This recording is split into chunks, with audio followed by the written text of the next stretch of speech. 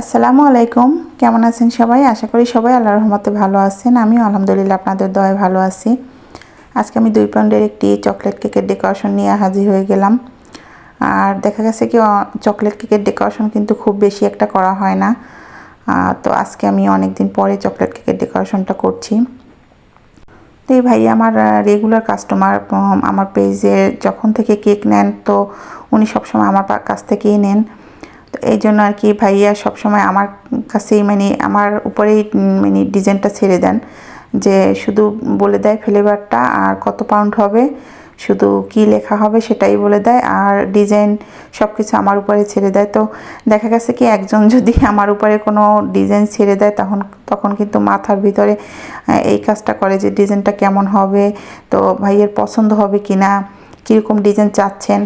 তো আসলে ওই সব মাথায় রেখেই, যেহেতু উনি আগেও আমার কাছ থেকে কেক নিয়েছেন, তো এই জন্য কিন্তু ওনার পছন্দ বা অপছন্দ সব কিছু আমি বুঝতে পারি। তো এই সব কিছু চিন্তা করেই কিন্তু ডিজাইনটা করি।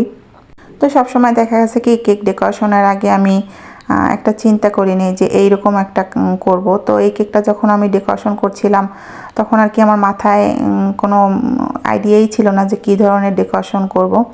তো এই তো কেকটা স্লাইস করে সুগার সিরাপ দিয়ে আমি এখানে চকলেট গার্নাশ অ্যাড করে দিচ্ছি। আর গার্নাশটা এখন দেখা গেছে একটু ঠান্ডা পড়ে, যার কারণে কিন্তু গার্নাশ একদম শক্ত হয়ে যায় সাথে সাথে। একদম গরম গার্নাশও দেওয়া যায় না, আবার একদম শক্ত গার্নাশও দেওয়া যায় না। তো এই তো তো যখন আমি চকলেট ড্রিপিং করেছি তখন আবার গার্নাশটা আমাকে একটু গলিয়ে নিতে হয়েছে এরকম। তো আসলে চকলেটটা গার্নাশের কাজটা দেখা গেছে কি যে যখন আমি করব তখন আবার একটু মানে গলিয়ে তারপরে কাজটা করতে হয়, কারণ যেহেতু এখন একটু ঠান্ডা ঠান্ডা পরে খুব সহজেই কিন্তু চকলেটটা জমে যায়। চকলেটটা দেখা গেছে চকলেট দিয়ে কাজ করতে গরমেও যেমন সমস্যা হয়, তেমন আবার কিন্তু একটু শীতের সমস্যা হয় আর কি, ঠান্ডার সময় সমস্যা হয়। তো এই তো দেখা গেছে গরম পানির ভিতরে রেখে রেখে কাজটা করলে দেখা গেছে গার্নাশটা আর কি ঠিক থাকে, একটু পানির ভিতরে রেখে বা একটু ওভেনে 1 সেকেন্ড 2 সেকেন্ড দিয়েও এরকম করা যায়। তাই তো তারপরে আমি কেকের স্ল্যাশটা দিয়ে উপরে আবার চকলেট গার্নাশটা আমার দিতে মনে ছিল না, তো ক্রিম দেওয়ার সাথে সাথে আবার চকলেট গার্নাশ দিয়ে একদম চকলেটটা আমি দেখুন দেওয়ার সাথে সাথে একদম জমে গেছে আর কি এরকম। তো ক্রিমের সাথে মিশিয়ে নিচ্ছি আর আমি ক্রাম্প কোটটা করে নিচ্ছি। আর এই ধরনের দেখা গেছে গোল কেক কিন্তু সবসময় আমরা রাউন্ড কেক যেভাবে ডেকোরেশন খুব তাড়াতাড়ি ফিনিশিং আনতে পারি, এই কেকের ক্ষেত্রে তো একটু ব্যতিক্রম, একটু সমস্যা হয়। খুব তাড়াতাড়ি কিন্তু ফিনিশিংটা আনাই যায় না, তো এটা তো আমরা সবাই জানি আর কি। তো এই তো তারপর আমি যথেষ্ট চেষ্টা করি আর কি, যে যতটুকু আমার দ্বারা সম্ভব অতটুকু আর কি আমি ফিনিশিং দিয়ে নিব। তো দেখা গেছে 2 দিন পরে আবার ভিডিও দিচ্ছি। আসলে ভিডিও এডিট করা আমার কাছে একটা প্যারা মনে হচ্ছে এখন আর কি, যেহেতু অন্য কাজ নিয়ে ব্যস্ত থাকলে ভিডিও এডিটের কথা মনে থাকে না এরকম, যেহেতু নিজের কাজ নিজের করতে হয় তো ভিডিও এডিটের কথা আর কি মাথা থেকে একদম বেরিয়ে যায়। যখন আমার মনে হয় যে আমি ভিডিও দেইনি তখন তাড়াতাড়ি আবার এডিট করতে বসি। তো প্লিজ আপনারা আমার সাথে থাকবেন আর কি। আমি চেষ্টা করি তো সবসময় আর কি ভিডিও দেওয়ার, আপনাদের সাথে কথা দিয়েও অনেক সময় কথা রাখতে পারি না, তারপর আমি চেষ্টা করি সবসময় আপনাদের রেগুলার সপ্তাহে অন্তত 2টা থেকে 3টা ভিডিও আমি আপলোড করার চেষ্টা করি, আর শর্ট ভিডিও তো থাকেই। তো যারা আমার চ্যানেলে নতুন আছেন তারা হয়তো জানেন না, কিন্তু আমার চ্যানেলে প্রচুর ভিডিও আছে, কেক মেকিং থেকে শুরু করে একদম ডেকোরেশনের ভিডিও, অনেক ধরনের ডেকোরেশন ভিডিও, তারপরে রেসিপি, যেগুলো আপনারা দেখলে ইনশাল্লাহ উপকৃত হবেন যারা নতুন আছেন আর কি, বিগিনার যারা আছেন। আর যারা আমার থেকে ভালো পারে তাদের কথা তো বলতেই কি বলবো আর কি। তো এই যে তারপরে আমি কেকের বেসটা একটু হালকা পিঙ্ক না ঠিক মিষ্টি মিষ্টি কালার করে নিচ্ছি। আসলে তো এই যে কাজটা করছি তখনও কিন্তু আমার মাথায় কোনো ডিজাইন আসছিল না যে কি করব না করব। তো যেহেতু একটা মেয়ে ছিল, নামটা ছিল একটা মেয়ের, তো এই চিন্তাটা করে মাথায় তারপরে আমি কেকের আর কি বেসটা একটু মিষ্টি কালার করে নিচ্ছি, যেহেতু আর ছেলে হলে দেখা গেছে অন্য কালার করতাম। আর সব সময় চকলেট কেক চকলেট ডিজাইন করতে ভালো লাগে না, আর এই ভাইয়া যেহেতু প্রচুর চকলেট কেক নেন আর প্রচুর চকলেট কেকের ডেকোরেশন ওই চকলেট কেকের মতোই হয়। তো আজকে আমি চিন্তা করলাম যে না, একটু ব্যতিক্রম করি, চকলেটও থাকবে আবার ভ্যানিলা ডিজাইনের মতোও থাকবে। তো এই চিন্তা করেই আমি আর কি রিস্কটা নিলাম যে ভাইয়া, আবার চিন্তা করছি ভাইয়া পছন্দ করবে কিনা, ভাইয়ার কি ভালো লাগবে কিনা। তো আসলে সব কাস্টমারের কথা মাথায় রেখেই কিন্তু সব কিছু করতে হয়, কাজ করতে হয়, যে তাদের ভালো লাগা মন্দ লাগা সব কিছু মিলিয়েই কিন্তু মানে কাজ করতে হয় আমাদের। দেখা গেছে আমার যেটা ভালো লাগবে তাদের হয়তো ভালো নাও লাগতে পারে। তো সব মিলিয়ে আসলে আমরা যতক্ষণ না তাদেরকে এই যে কোনো কাজ করে তাদের সামনে প্রেজেন্ট করতে পারছি, অতক্ষণ পর্যন্ত কিন্তু আমাদের মাথা থেকে ওই টেনশন বা ওই চিন্তাটা যায় না যে সত্যিই কি ভাইয়ার ভালো লাগলো কি না। তো আপনারা যারা আমার পেজে নতুন আছেন বা আমার চ্যানেলে নতুন আছেন, তারা অবশ্যই আমার চ্যানেলের পাশে থাকবেন, আবার আমার চ্যানেলটাকে সাপোর্ট করবেন, পেজটাকে ফলো দিয়ে আমার পেজের সাথে থাকবেন। আর ইনশাল্লাহ আমার সাথে থাকলে আপনারা যেটুকু আমি চেষ্টা করি আপনাদের শেখানোর বা আপনাদের দেখানোর, উপকৃত হবেন ইনশাল্লাহ। তো এই তো তারপরে আমি চকলেট ড্রিপিং দিয়ে দিচ্ছি।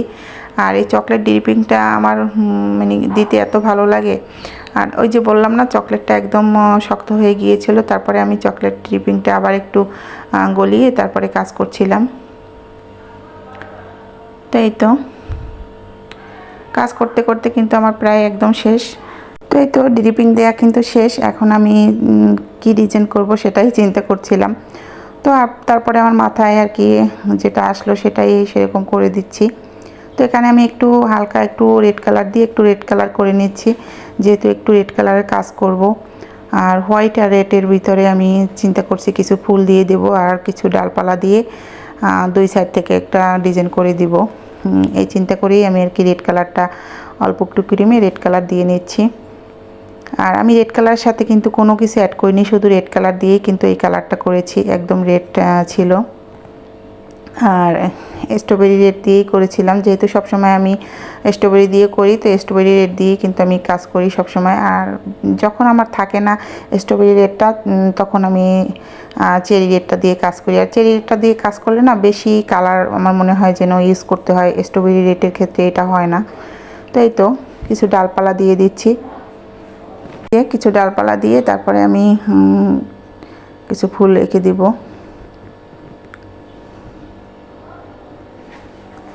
তো ডালপালাটা এটা আপনারা আসলে যার যার মতো করে দিয়ে নেবেন। আর আমি অত খুব সুন্দর করে দিতে পারি না, অনেকেই সুন্দর করে দিতে পারে, আর আমি যে এরকম করে পারি সেরকম দিচ্ছি। আর এই নজেলটা ছিল 225 নম্বর নজেল, রোজ নজেল, এটা দিয়ে আমি চেরি ফুল করে নিচ্ছি কিছু। আর এই নজেলটা থেকেই আমি সম্পূর্ণ কাজটা করে নিব। এই যে প্রথমে আমি হোয়াইট কালারের ক্রিম দিয়ে হোয়াইট কালারের ফুলগুলো করে নিব, যেহেতু হোয়াইট কালারের কাজের পরের রেড কালার কাজ করলে ভালো হয়, এই কারণে আমি সবগুলো হোয়াইট কালারের কাজ করে তারপরে রেড কালারের কাজ করব। যেহেতু আমার কাছে এই একটা নজেল, এই নজেলটা থেকেই আমি কাজ করব রোজ নজেল। আর রোজ নজেল আমার অন্য রোজ নজেল আছে যেগুলো থেকে এরকম ফুল হবে না, যার কারণে আমি এই রোজ নজেলটা থেকেই আর কি ফুলগুলো করে নিচ্ছি। তাই তো দুইটা ফুল কিন্তু আমি করে নিয়েছি। আর এখানে ছোট ছোট কিছু পাপড়ি দুইটা একটা করে এরকম করে দিয়ে দিব। এরপরে আমি সেম প্রসেসে আবার সাদা দিয়ে তারপরে আমি রেড কালার দিয়েও এরকম সেম প্রসেসে ফুল দিয়ে দিব। আর কিভাবে করেছি তো দেখতেই পেয়েছেন। তো এই মুহূর্তে আমার ভিডিওটা একদম কাট হয়ে গিয়েছে, ভিডিওটা যে অফ ছিল আমি দেখিনি। তো অফ স্ক্রিনে আমি নামটা লিখে নিয়েছিলাম, যেহেতু নামটা লিখতে আমার একটু ক্যামেরার সামনে একটু সমস্যা হয়। তো তারপরে আমি কিছু স্প্রিঙ্কেল দিয়ে দিচ্ছি, কিছু হোয়াইট কালারের সাদা স্প্রিঙ্কেলগুলো, যেটা না দিলে আমার কাছে মনে হয় যেন কেকের কাজটা কমপ্লিটই হয় না। তো কার কার এরকম মানে সুগার বল স্প্রিঙ্কেল দিতে ভালো লাগে অবশ্যই আমাকে কমেন্ট করে জানাবেন। আর আজকের কেকের এরকম ডেকোরেশনটা দেখে আপনাদের কেমন লেগেছে অবশ্যই আমাকে বলবেন। যদি ভালো লেগে থাকে অবশ্যই ভিডিওটা শেয়ার করে দিবেন, চ্যানেলটা সাবস্ক্রাইব করে এবং পেজটা ফলো দিয়ে আমার সাথে থাকবেন সব সময়। আর আপনাদের ভালোবাসা পেলে আমি সব সময় চেষ্টা করব আপনাদের মনের মতো ভিডিও দেওয়ার। আর আমরা সবাই সবাইকে একটা গঠনমূলক কমেন্ট করে যাই, যাতে সবাই দেখতে পায় বা সবাই পেজটাকে যার পেজটাকে সবাই একটু পরিচিত হতে পারে সবার পেজটা দিয়ে। তো এই তো ছিল কেকের ফাইনাল লুক। সবাই ভালো থাকবেন, আবার নতুন কোনো ভিডিও নিয়ে হাজির হয়ে যাব। সেই পর্যন্ত আল্লাহ হাফেজ।